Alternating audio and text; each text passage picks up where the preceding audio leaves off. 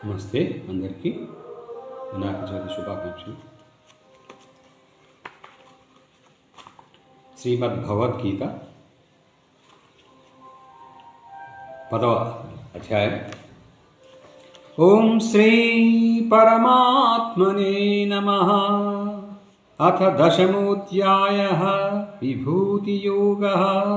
శ్రీభగవానువాచ భూయ ఏవ మహాబాహో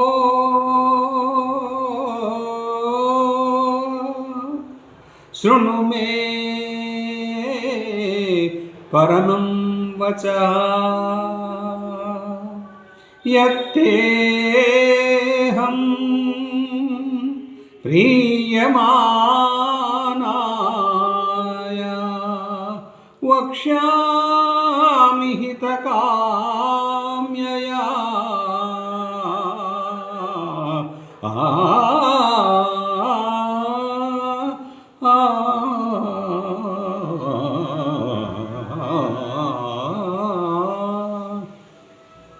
శ్రీ భగవానుడు పలికెను, హే మహానుబాహో, నీవు నా మీద ప్రేమ గలవాడవు కావున నీ మేలుగోరి నేను మరల చెప్పుచున్న వచనములను వినుము. అవి మిక్కిలి గోప్యములు, మహిమాన్వితములు. నమ్మే విదు సురగణా ప్రభవం న మహర్షయః అహమాదిర్షి దేవానాం మహర్షీణాం చ సర్వసః. నా ఉత్పత్తిని అనగా నా లీలావతార విశేషములను దేవతలు గాని మహర్షులు గాని తెలుసుకొనజాలరు. ఏలనన నేను అన్ని విధములుగా దేవతలకును ఈ మహర్షులకును మూల కారణమైన వాడను. యో మామజమనాదిం చ వేత్తి లోకమహేశ్వరం అసమ్మూఢః సమర్థ్యేషు సర్వపాపై ప్రముచ్యతే.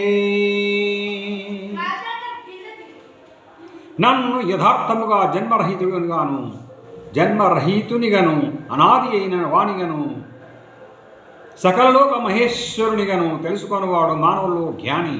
అట్టివాడు సర్వపాపముల నుండి విముక్తుడగును.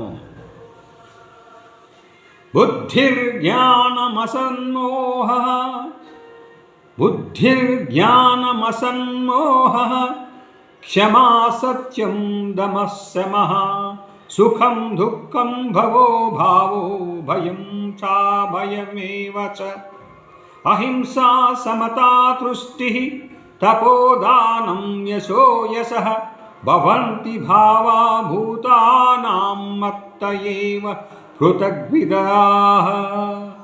నిక్షయాత్మక శక్తి యథార్థ జ్ఞానము, మోహరాహిత్యము, క్షమ, సత్యము, దమము, ఇంద్రియ నిగ్రహము, శమము, మనోనిగ్రహము, సుఖదుఖములు, ఉత్పత్తి ప్రళయములు, భయము, అభయము, అహింస, సమత, సంతోషము, తపస్సు, దానము, కీర్తి, అపకీర్తి అనునవి ప్రాణుల వివిధ భావములు. ఇవి అన్నీ నువ్వు నా వలన నీ కలుగును.